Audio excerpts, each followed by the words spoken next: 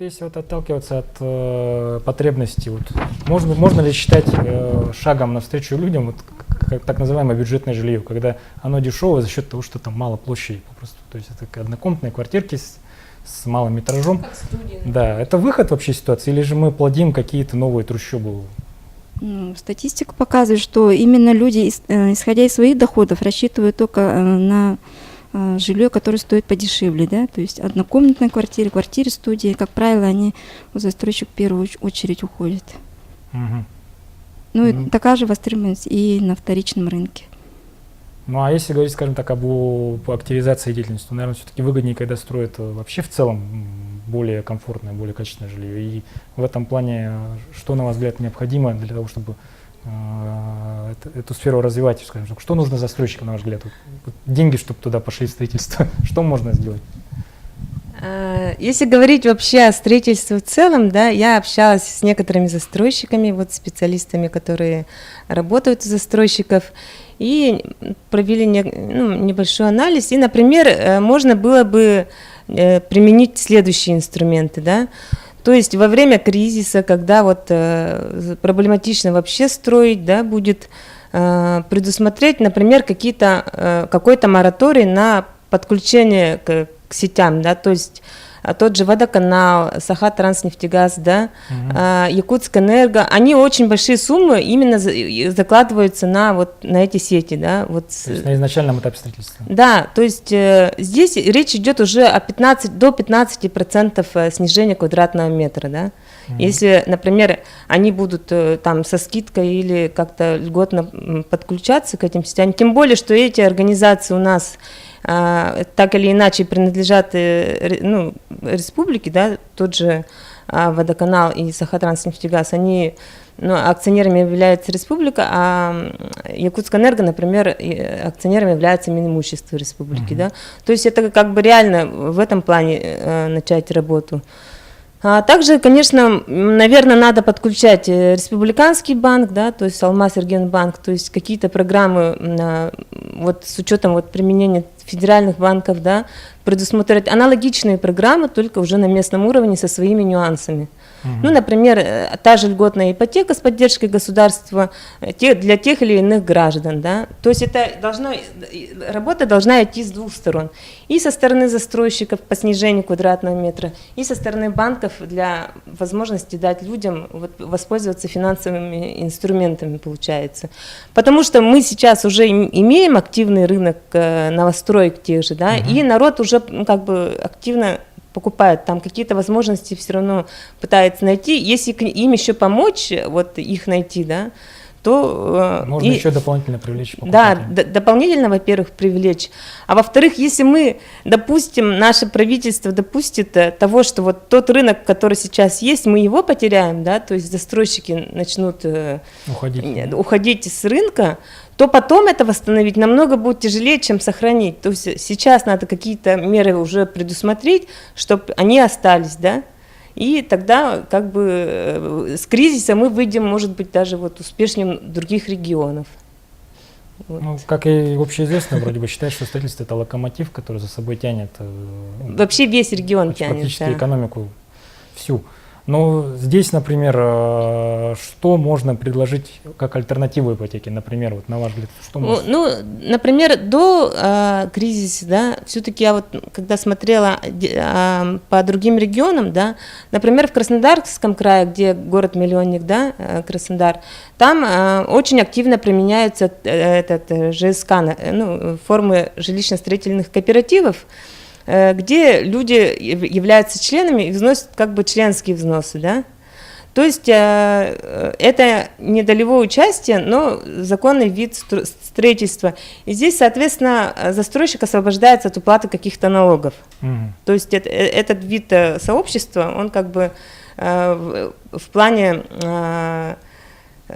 налогового бремени более выгоден. Но почему-то в Якутске вот это не развито. Видимо, те, которые создавали вот эти ЖСК, как-то вот репутацию не очень сделали, да, такие случаи были, да.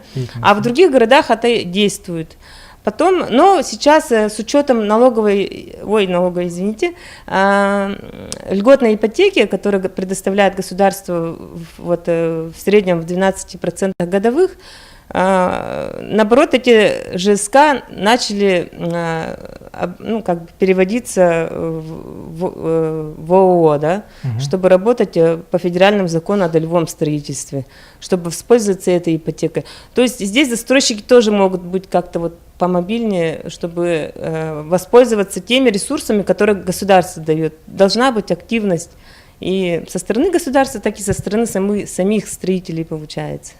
Тогда есть возможность получить средства за счет федеральных программ. Да, за счет федеральных программ и привлекать участников строительства.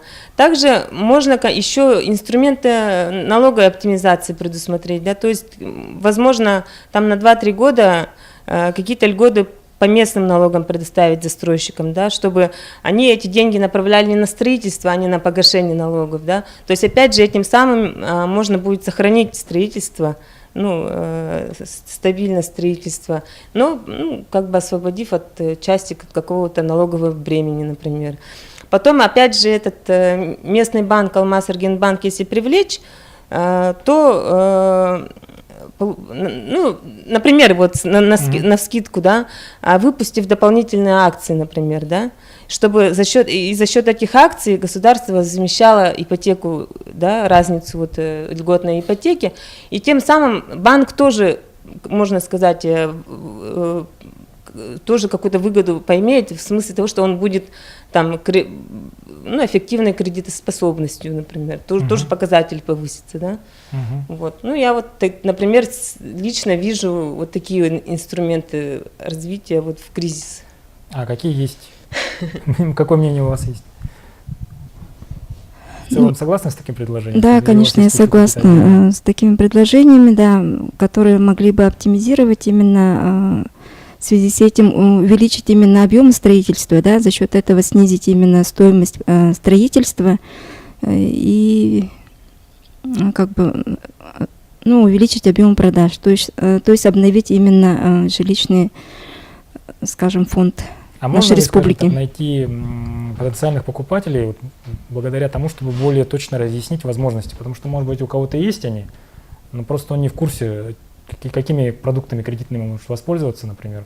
Он считает, что у него возраст там неподходящий или там уровень доходов, и таким образом упустить какой-то момент и не вступить в какой-то, не взять какой-то продукт. Да, такие случаи есть. К сожалению, да, на сегодняшний день есть большинство населения, которые даже не знают способы приобретения недвижимости, да, в частности, как ипотека, то есть условия кредитования и так далее.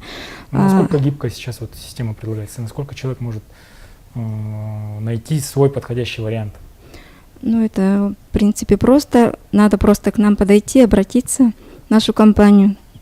Мы находимся по адресу улица Орджоникидзе, 21, в торговом центре «Атлан», 5 этаж, 2 офис. У нас консультация населения ведется индивидуально, то есть человек с проблемой может подойти к нам, и, в общем, мы можем подобрать им подходящую программу, учитывая именно условия, что именно он хочет приобрести и так далее. А вообще что предлагается сейчас? Насколько широк выбор кредитных продуктов сейчас? На сегодняшний день у нас есть такой инструмент, как партнер онлайн. Мы на сегодняшний день выходим, то есть делаем на сегодняшний день ипотеку для жителей доступным.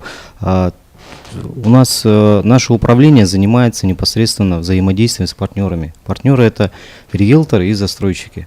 Инструмент этот, партнер онлайн, мы устанавливаем у застройщиков и риэлторов, с помощью чего сами партнеры могут принимать ипотечные заявки на местах. То есть сейчас можно подать ипотеку не только в доп. Офисах нашего банка, а также качественно могут принять ипотеку наши партнеры. То есть это риэлторы и застройщики. Помимо того, я хотел сказать, что подавая заявку у партнеров, то есть у застройщиков, у риэлторов, заявка рассматривается в приоритетном порядке. То есть решение заявки от 2 часов до 2 дней. То есть, обращаясь к самому застройщику через эту систему, вы можете гораздо быстрее оформить ипотеку. Да, не только застройщиков, агентств недвижимости в том числе. Но в основном очень эффективно у нас используют этот инструмент агентства недвижимости. Сегодня сидящие с нами агентства являются также нашими партнерами. Также можно обратиться к ним и подать заявку. Ясно. Я вот поддержу нашего коллегу из банка, так как мы также являемся партнерами, да, это, скажу, реально очень удобно. То есть такой большой банк пошел в народ, и теперь человек, который желает приобрести с помощью ипотеки жилье, может не идти вообще в банк, да, он придет в одно окно, как говорится, к риэлтору, то есть, например, к нам, выбрать квартиру, получить через нас же ипотеку и, можно сказать, на этом завершить этап покупки квартиры. То есть это на самом деле очень, очень удобно. И консультацию получит, и ипотеку, и квартиру, да. То есть я вообще призываю вот взять пример, наверное, других банков и тоже, возможно, по такой схеме начинать работать, потому что риэлторы, как показало время, они нужны, и их надо активно привлекать, этот инструмент, как застройщикам, так и банкам, и как бы для развития нашего рынка строительства и недвижимости всем как бы активно в этом плане работать. Ну что ж, спасибо всем за участие, за мнение, за предложения. Я думаю, они найдут отклик у нашего населения и у наших чиновников, поскольку мы все заинтересованы в том, чтобы рынок строительства развивался и чтобы у нас у всех в итоге было доступное жилье. Спасибо за внимание. До свидания.